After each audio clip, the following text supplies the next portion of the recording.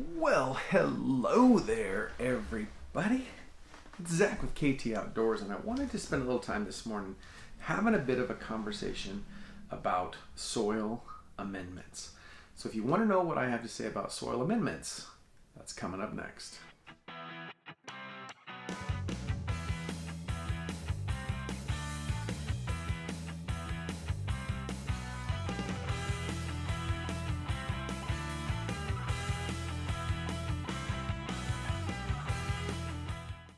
All right, we have finally made it here to the final episode of our little journey. If you've missed any of the previous 4 episodes in this series, by all means, go back to the beginning and watch them from the front so that you're completely up to speed on everything that we've been talking about so far. We have covered a pile of stuff. But today we're going to be getting into some of the final soil amendments that I really like, and specifically those ones that are super beneficial for creating really epic super soils and or your own potting soil mixes to use throughout your garden. So let's get into it. It is key. Okay, and the last soil amendments we'll talk about really briefly are perlite and vermiculite, because you're going to find them when you go to the garden store and you might be confused about what they are and why you need them and how you would use them.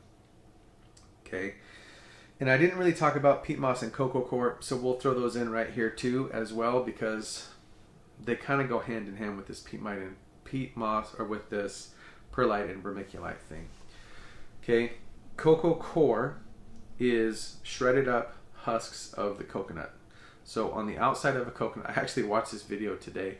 I'll see if I can grab a little bit of footage from him cutting up the outside of the coconut so you understand where coconut coir is coming from, and then I'll link his video down below in the description, because it was a really cool video. They made this cool planter thing for lettuce out of coconut shells, and I just like that kind of stuff. But anyway, the outside of a coconut is covered with this husk, and when they harvest the coconut, they have to take that husk off, and it's a lot of fibrous material.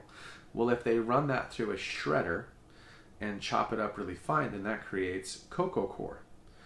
Coco Coir is very similar to peat moss in that it has some water absorption capacity, and it is essentially inert as far as fertility is concerned, which means it's really safe for seed starting. So we use a mixture of peat moss and Coco Coir and vermiculite when we create our own seed starting mixes. And if you don't know how to create your own seed starting mix, I got a video that I did on why you should. I'll put that right there, because paying for seed starting mix in the store is way more expensive than making it yourself. It's not hard. Okay, and then peat's been around as long as I can remember.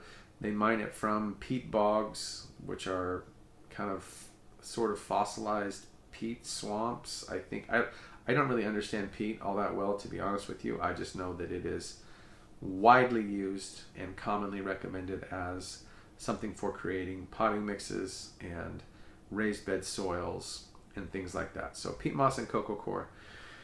Vermiculite is a puffed volcanic rock. They heat it up and it causes it to expand. And when you use it in soil mixes, particularly in seed starting mixes and or potting soil mixes, it adds air so that your plants can breathe, the roots of your plants can breathe. And it also adds some water absorption capacity because it soaks up and holds a little bit of water. So it helps balance out the water levels within your soils, which is good. Perlite, on the other hand, is, if you've ever used a potting mix, or when you purchase your little plugs and there's all those little white things that look almost like styrofoam, and they feel like styrofoam too. If you've ever grabbed one, like wondering what it is, and you squeeze it and it will just crush in your hand and sometimes turn completely to dust if it's not wet, that's because perlite is another very porous, very light rock that they add to potting mixes a lot to improve drainage, because it increases the soil porosity of those mixes so they don't get too compacted. So especially if you're looking to build your own like raised bed soil mixes, Peatmoss and or Coco Coir, vermiculite and or perlite, and compost is the most common mixture recommended online, probably, for filling raised beds. That mixture is essentially potting soil. Like, that's what it is. I would say the biggest difference between that mixture and potting soil is that potting soil probably has more compost than the other two, whereas a lot of the raised bed mixes recommend a third, a third, and a third. The other thing that commercial potting soils will have added to them is a thing called forestry byproducts, I think, or something like that. It's basically the bark and maybe the moss on the bark and things like that from creating lumber. And so they can't use the bark on the outside of a tree when they cut it up into 2x4s and 2x6s. So they'll take all of that barkish material and they'll shred it up really fine and turn it into a soil amendment. And in fact, if you've ever purchased soil amendments, like it's soil amender, I think is what it's called. I'll see if I can find a picture online maybe and drop that in here. But I've purchased that stuff and I've opened it up not really knowing what I had bought. And you get into the bag and you're like, oh my gosh, this is literally, I'm not even exaggerating. It is shredded up bark. That's what it is. And they call it soil amendment because when you mix it into the soil, it takes a while for that bark to break down into soil.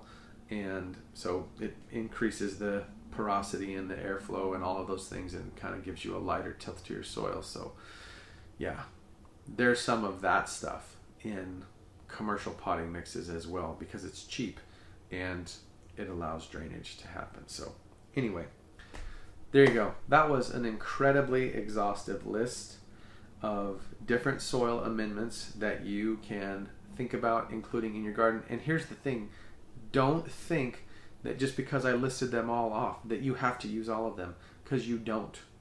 You don't have to use all of them. You just have to understand more than anything that if you choose to use these ingredients, you're not feeding your plants, you're feeding your soil. And usually what that means is that when you put these things in your soil, you won't see immediate results because it's going to take a little while for the soil microbiome to begin digesting and consuming these things so that they can be converted into the plant available resources that they need to be.